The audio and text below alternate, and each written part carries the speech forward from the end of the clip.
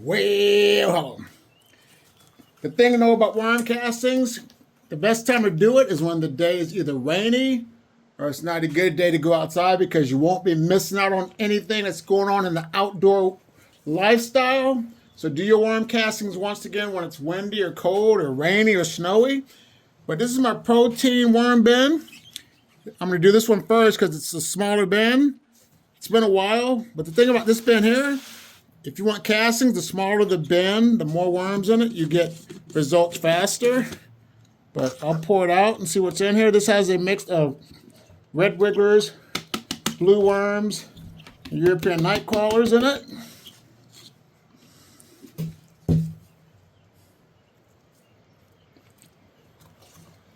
This few worms in this tote, or not this tote, in this container are able to produce this amount of castings,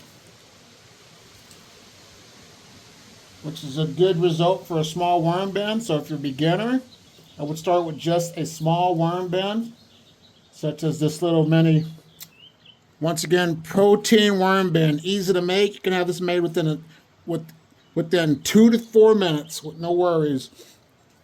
All I'm doing is just going to put the worms, separate them from the castings, and add new bedding into this back into this protein worm bin and get it restarted. So let me get that done with these worms and I will show you the results of this worm bin. This protein container is only a 2-pound container, 32 ounces. But I was able to get this much castings for now. I'm not going to sift because these are just going to go straight to my plants, because I'm not selling these castings or anything, so I don't have to worry about sifting. I was able to get a few worms out of the mix. The same worms will be going back into this container, so let me give them some.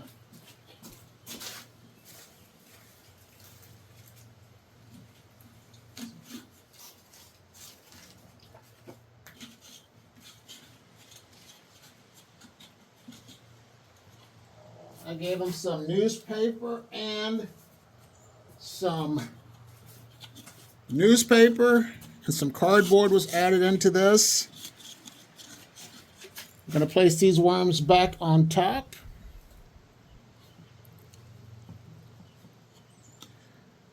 They have fresh bedding, so that will give them the opportunity to continue being healthy and maintaining the food intake and producing the worm castings. Top it off with a little bit of worm chow.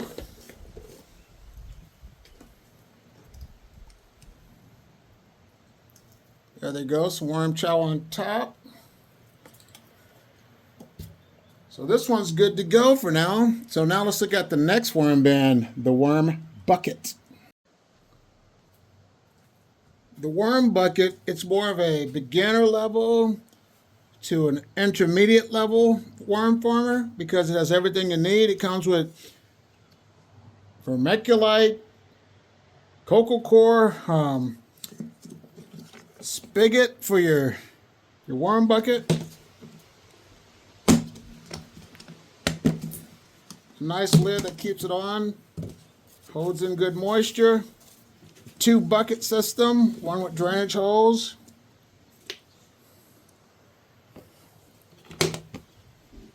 But if you can see, it's kind of, sorry about the darkness, but there's a lot of nice worm castings on the bottom of this bucket. Look at those worm castings. They're already sifted for use. That's a nice set of castings that the worms produced. Get the straggler worm up. I still have bedding in here, so I don't have much to really have to do. I'm still going to go ahead and start the system over and get it ready for the worms to continue the cycle again. So that's what we have in here. Like I said, look at those castings. They're nice. Nice, rich castings.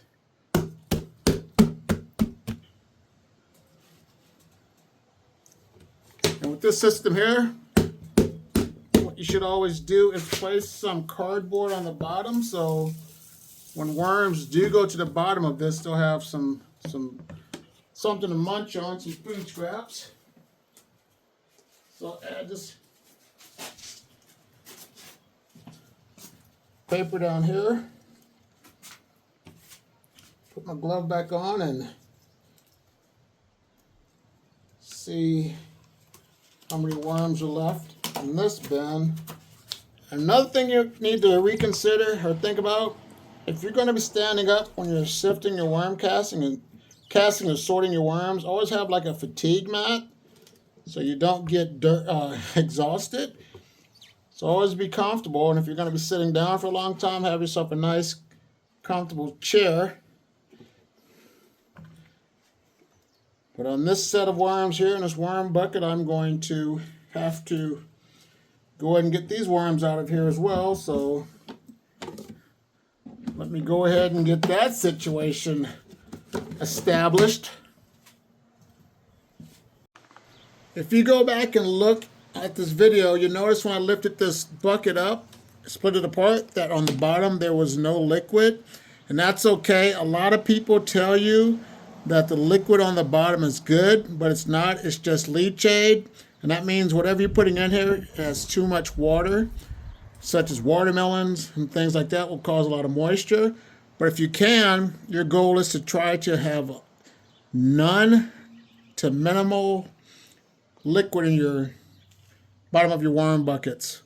But this one's done. This worm bucket is a 2.5 gallon bucket. This is the worm castings that I was able to get out of it. Nice flaky castings. There's still worms in the castings, but that's okay because you're not going to be able to save every worm.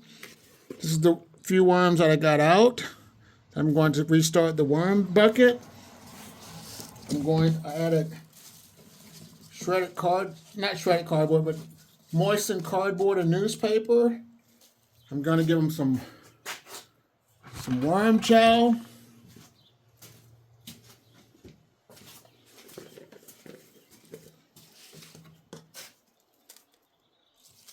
We're going to get some pumpkin in a day. I'm letting it thaw out as of now. I'm just going to put these worms back into the bin.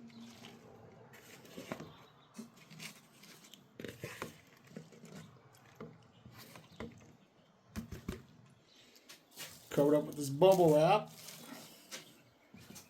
And apply these castings right here into my garden bed. Now it's time to look at the more advanced level worm bin with the mixed worms.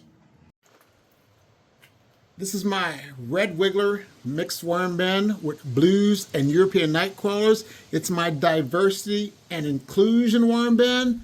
But before I open this worm bin up, I'd like to know your answer to this question, viewer. When you do your worm castings, are you sitting down or are you standing up? Leave it in the comments box below. Now let's look at the red wiggler mixed blue and European diversity and inclusion worm bin. Got all my bubble wrap. All these castings. Some worms on the bubble wrap just chilling. I'm going to take these castings out. Get my gloves on so I don't get that stuff underneath my fingernails. Yeah, I'm going to take this half out and leave that other half in and add new bedding on this side over here. But this is the more advanced level worm bin because you're able to have more worms, you're able to get more castings, and it's up to you to help try to properly maintain the moisture levels, the pH balance, and all those other great things that come with when you become a worm farmer.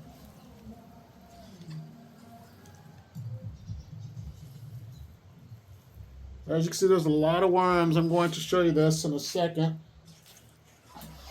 These castings here are really wet and soggy, but it goes to show you that different worm bins produce different castings. Depends on where you have your bins staged at.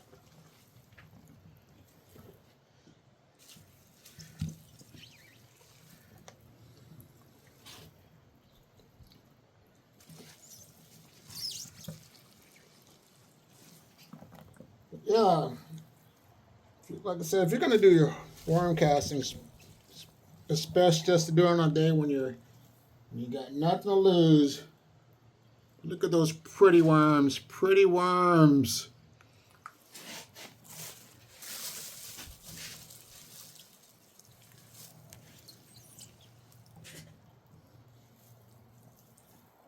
Okay, let me go ahead and take a little bit more out of here. But I'm not a perfectionist, so I will leave a little bit of these castings on this side because they're just going to make more castings for me as we speak. So I have some bedding that I had soaking.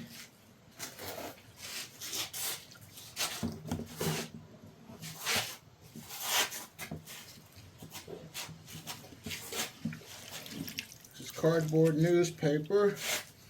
Start putting that down here.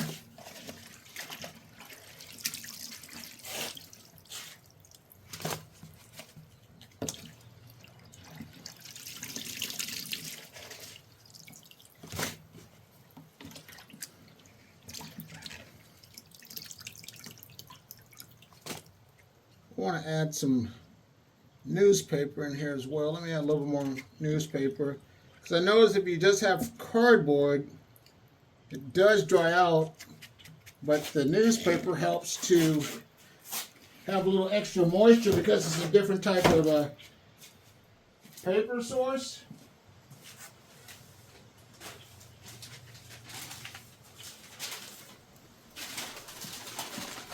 Let me just dunk this into my agua, my water.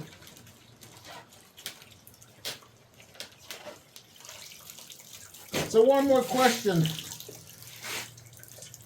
If you're watching this video today, where are you from? What state or what country do you live in? Because I'd like to know where you're from, and I just want to say thank you for taking time to go ahead and check out my video, and there's plenty of other videos that I have uploaded.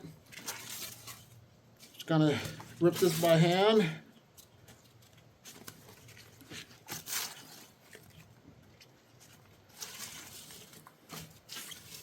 Set a system up where I'm going to have to bait my worms out of these other castings, allow them to dry.